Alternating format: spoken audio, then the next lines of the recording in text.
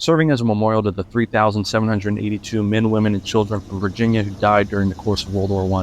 The Virginia War Memorial Carillon is one of Richmond's most significant landmarks, and clearly one of its tallest.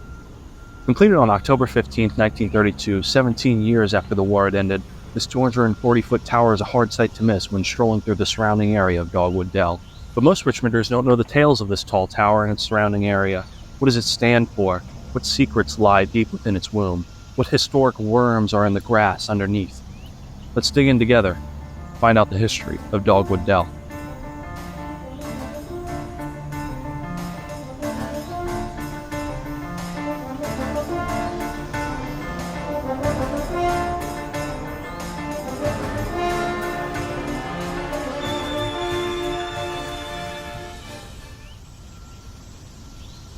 When it was decided to build a memorial to the World War I dyers from Virginia, architects from around the globe and even the country were contacted to pitch their ideas.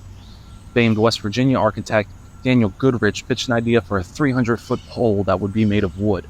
Famed Philadelphia architect Paul Crett called for a sleek temple design. And famed British architect Thomas Othercote called for a silver dome that would cover the entire area. In the end, though, it was the Virginia citizens who came together and decided to build the Carillon that we have today.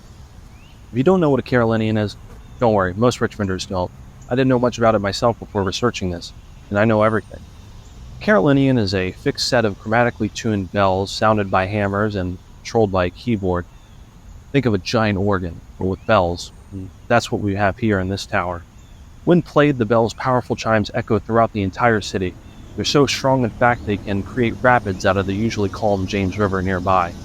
This led to, in 1973, the unfortunate demise of a teen girl who was tanning on a rock bed. Nowadays, the James River rescue teams are warned beforehand if the bells are to be played. Initially, there were 53 bells in the tower, but after a restoration project in 1960, additional bells were added, bringing the total to 69. Speaking of restoration projects, Carillon's in the midst of one right now. It began in 2019 and hopefully is expected to end in the early 2030s if everything goes right. Hopefully then we'll be able to enter this majestic, wonderful building once again. Infamous for its high number of kidnappings, the Carillon tot lot is usually empty except for at night when kids are being dumb and wasting their lives away smoking weed instead of learning history. In 1932, when the Virginia War Memorial Carillon was built, it cost $325,000 to build. In today's money, that would be about $19.5 million. There were protests at the time, of course, not just for the cost, but for the fact that World War II was just around the corner. People believed we should build one giant World War memorial to honor both the victims of World War I and World War II. Of course, that didn't happen, and when the Carillon opened in 1932, the bottom floor was a bit of a war museum. It housed artifacts like Herman Albright's ascot and Frank Luke's Medal of Honor. The centerpiece was a cauldron, with water that was kept boiling as a sign of solidarity to those lost in World War I. Nowadays, though, there's nothing on that bottom floor but empty dreams and hopes for a better future. One without war, one with peace, one with love, and one without hate. Hopefully we can reach that wonderful future that they hoped for all those years back when they fought the wars. But now, not so sure.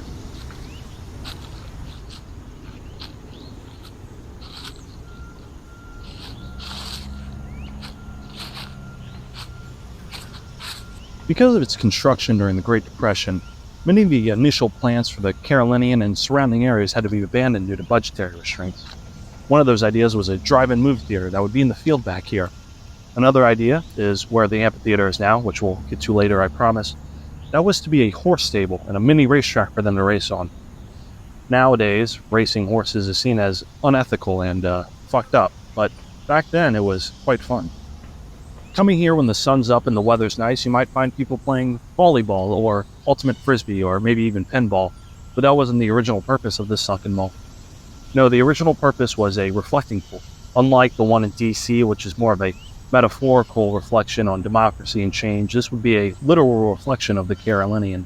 Of course, because of the infamous Richmond drought of the early 1930s, such an idea couldn't possibly be feasible. Richmond's mayor at the time, Tommy Duane, with 2 W's, pitched the idea to haul hundreds of thousands of gallons of water to Richmond from the Atlantic. However, that idea was shot down by Richmond citizens due to budgetary reasons. Going back to the 1940s, Richmonders were riding high off the end of World War II. And to celebrate, City Council proposed building a second, identical Carillon right next to the old one. However, many Richmonders protested due to the fact that another 50 to 70 bells would be annoying and, frankly, dangerous. So instead, they built this, the Dogwood Dell Amphitheater. Opening in 1956, Dogwood Dell's first performance paid tribute to the heroic heroes of World War II, with the performance of the now-lost play, When the World's Cheese Goes Rotten. Though largely forgotten, this musical's influence expands into modern films like La La Land and Joker 2.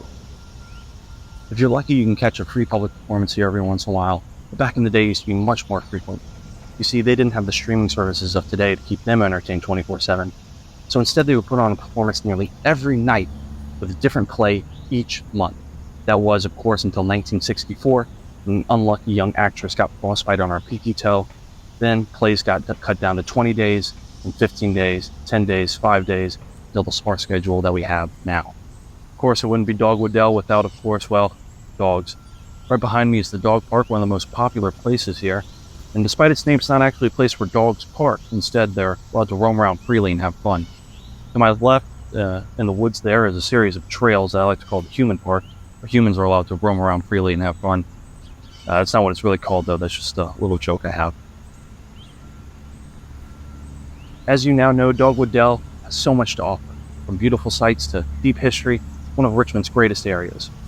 And it's a great area to take a girl, maybe on a picnic. You can tell her all the history that I taught you. You don't have to give me credit. You could say that you knew it all by yourself. Make sure she knows it's a date, so it's not weird when you try to kiss her at the end. And don't eat anything with onions. Thanks for watching. See you next time. Keep learning, my friends.